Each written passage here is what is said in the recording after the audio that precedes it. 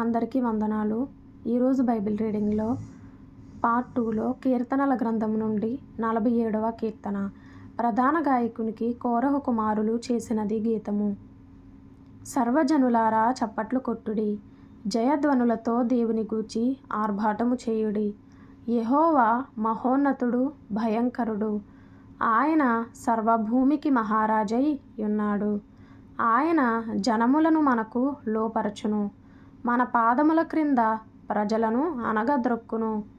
తాను ప్రేమించిన యాకోబునకు మహాతిశయాస్పదముగా మన స్వాస్థ్యమును ఆయన మన కొరకు ఏర్పాటు చేసి ఉన్నాడు.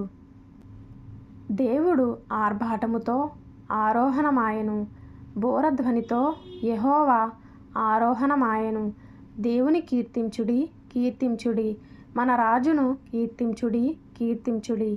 దేవుడు సర్వభూమికి రాజయ్యున్నాడు, రమ్యముగా కీర్తనలు పాడుడి. దేవుడు అన్యజనులకు రాజయ్యున్నాడు, దేవుడు తన పరిశుద్ధ సింహాసనము మీద ఆసీనుడై ఉన్నాడు. జనముల ప్రధానులు అబ్రహాము యొక్క దేవునికి జనులై కూడుకొని ఉన్నారు. భూనివాసులు ధరించుకొను కేడెములు దేవునివి, ఆయన మహోన్నతుడాయను. కీర్తన గ్రంథము నుండి 47వ కీర్తన 2వ వచనములో యెహోవా మహోన్నతుడు, భయంకరుడు, ఆయన సర్వభూమికి మహారాజయ్యున్నాడు. అలాగే కీర్తన 47 3వ వచనంలో ఆయన జనములను మనకు లోపరచును, మన పాదముల క్రింద ప్రజలను అనగద్రొక్కును అనే మాట ద్వారా ప్రభు మాట్లాడారు. లూకా సువార్త 3వ అధ్యాయం నుండి తిబెరి కైసరు ఏలుబడిలో 15వ సంవత్సరమందు యోదేకు పొంతి పిలాతు అధిపతిగాను, గలిలయకు హేరోదు చతుర్థాధిపతిగాను, ఇతూరయ త్రకోనీతి దేశములకు అతని తమ్ముడైన ఫిలిప్పు చతుర్థాధిపతిగాను, అబిలేనే దేశమునకు లుసానియ అధిపతిగాను, అన్నయు కయపయు ప్రధాన యాజకులుగాను ఉన్న కాలమున అరణ్యములోనున్న జకర్యా కుమారుడైన యోహాను నొద్దకు దేవుని వాక్యము వచ్చెను. అంతటా అతడు వచ్చి పాపక్షమాపణ నిమిత్తము మారు మనస్సు విషయమైన బాప్తిస్మము పొందవలెనని యొర్దాను నదీ ప్రదేశమందంతటా ప్రకటించుచుండెను. ప్రభు మార్గము సిద్ధపరచుడి, ఆయన త్రోవలు సరాలము చేయుడి. ప్రతి పల్లము పూడ్చబడును, ప్రతి కొండయు మెట్టయు పల్లము చేయబడును. వంకర మార్గములు తిన్ననివగును, కరకు మార్గములు నున్ననివగును. సకల శరీరులు దేవుని రక్షణ చూతురు అని అరణ్యములో కేకలు వేయుచున్న ఒకని శబ్దము అని ప్రవక్త అయిన యెషయా వాక్యముల గ్రంథమందు వ్రాయబడినట్టు ఇది జరిగెను. అతడు తన చేత బాప్తిస్మము పొందవచ్చిన జనసమూహములను చూచి, సర్ప సంతానమా, రాబో ఉగ్రతను తప్పించుకొనుటకు మీకు బుద్ధి చెప్పిన వాడెవడు? మారు మనస్సునకు తగిన ఫలములు ఫలించుడి. అబ్రహాము మాకు తండ్రి అని మీలో మీరనుకొన మొదలు పెట్టుకొనవద్దు. దేవుడు ఈ రాళ్ల వలన అబ్రహామునకు పిల్లలను పుట్టింపగలడని మీతో చెప్పుచున్నాను. ఇప్పుడే గొడ్డలి చెట్ల వేరున ఉంచబడి ఉన్నది గనుక మంచి ఫలము ఫలించని ప్రతి చెట్టును నరకబడి అగ్నిలో వేయబడునని చెప్పెను.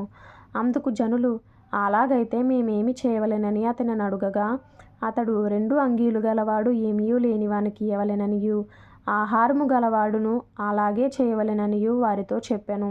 సుంకరులను బాప్తిస్మము పొందవచ్చి, బోధకుడా, మేమేమి చేయవలెనని అతనిని అడుగగా, అతడు మీకు నిర్ణయింపబడిన దానికంటే ఎక్కువ తీసుకొనవద్దని వారితో చెప్పెను.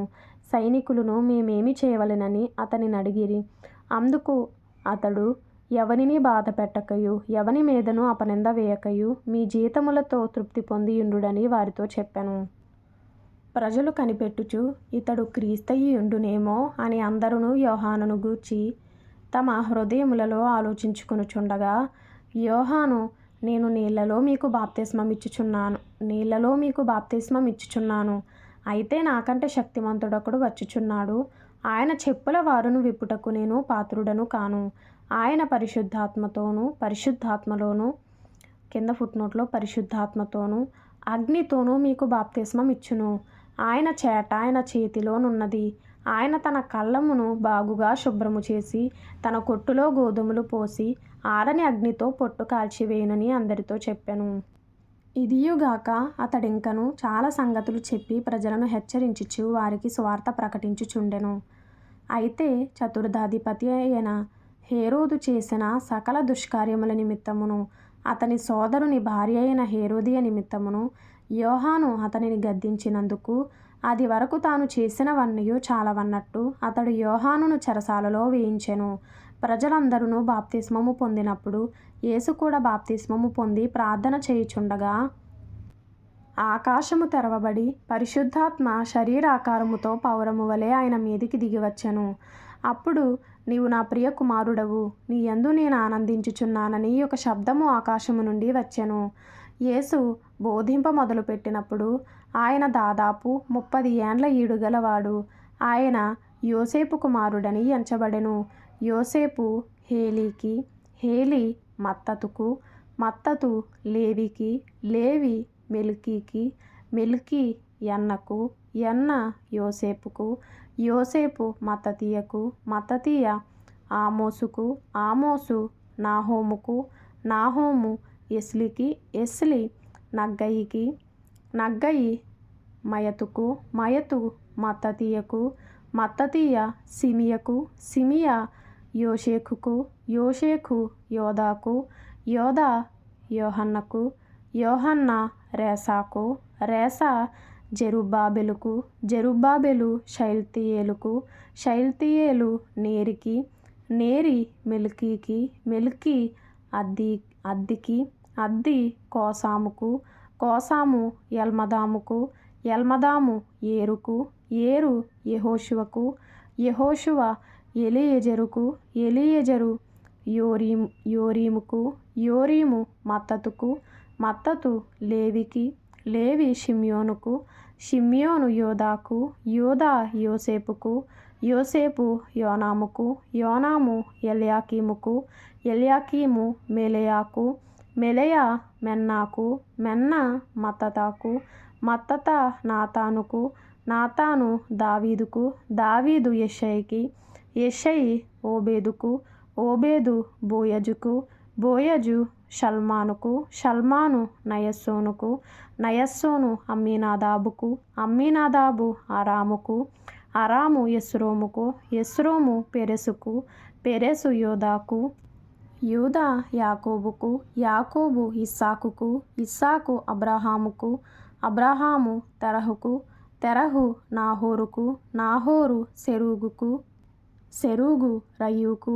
రయూ పెలెగుకు, పెలెగు హెబెరుకు, హెబెరు షేలహుకు, షేలహు కేయినానుకు, కేయినాను అర్పక్షదుకు, అర్పక్షదు షేముకు, షేము నోవహుకు, నోవహు లెమెకుకు, లెమెకు మెతూషలకు, మెతూషల హనోకుకు, హనోకు ఎరెదుకు, ఎరెదు మహలలేలుకు, మహలలేలు కేయినానుకు, కేయినాను ఎనోషుకు, ఎనోషు షేతుకు, షేతు ఆదాముకు, ఆదాము దేవునికి కుమారుడు. లూకా సువార్త 3వ అధ్యాయము 9వ వచనములో హెచ్చరికతో కూడిన మాట ప్రభు మాట్లాడారు. ఇప్పుడే గొడ్డలి చెట్ల వేరున ఉంచబడి ఉన్నది గనుక మంచి ఫలము ఫలించని ప్రతి చెట్టును నరకబడి అగ్నిలో వేయబడునని చెప్పెను. ఆత్మీయంగా బలపడాలి అనుకునేవారు ఫాలో చేయండి.